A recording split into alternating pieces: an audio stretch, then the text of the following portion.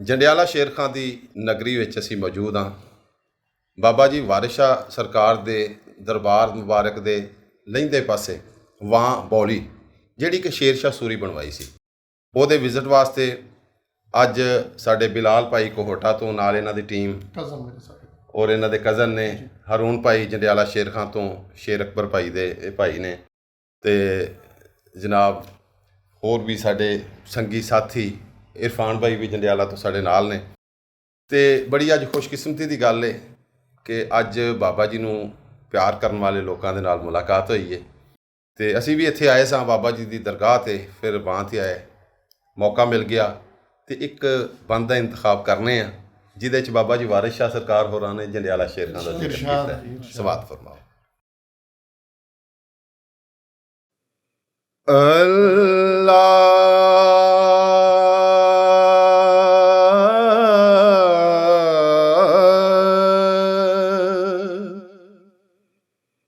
ਏ ਮਸਤ ਮਲੰਗ ਨਾ ਛੇੜ ਕੁੜੀਏ,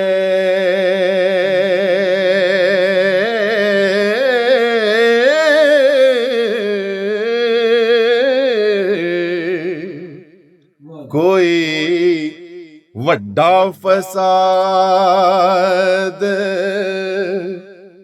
ਪਵਾਸਿਆ ਨੀ,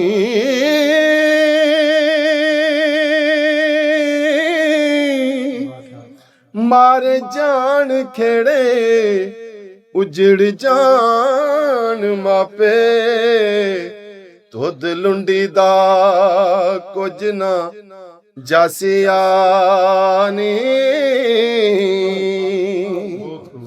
ਬਹੁਤ ਆਪਣੇ ਗੁਰੂ ਨੂੰ ਯਾਦ ਕਰਦਾ, ਮਤਾ ਉਸ ਨੂੰ ਅਰਜ਼ ਸੁਨਸਿਆ ਨੀ।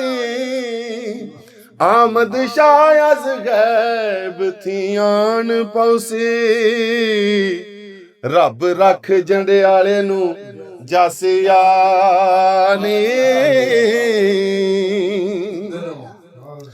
ਸਿਕੰਦਰ ਸ਼ਾਹ ਜਾਂ ਫਕਰ ਦੇ ਪੈਰ ਪਕੜੇ, ਕਿਲਾ ਵਿਰਸ ਦਾ ਫਤਾ ਕਰਾਸਿਆ ਨੀ।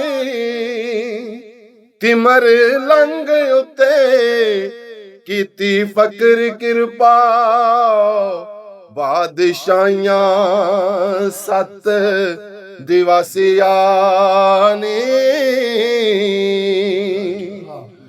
ਪੈਰ ਪਕੜ ਫਕੀਰ ਦੇ,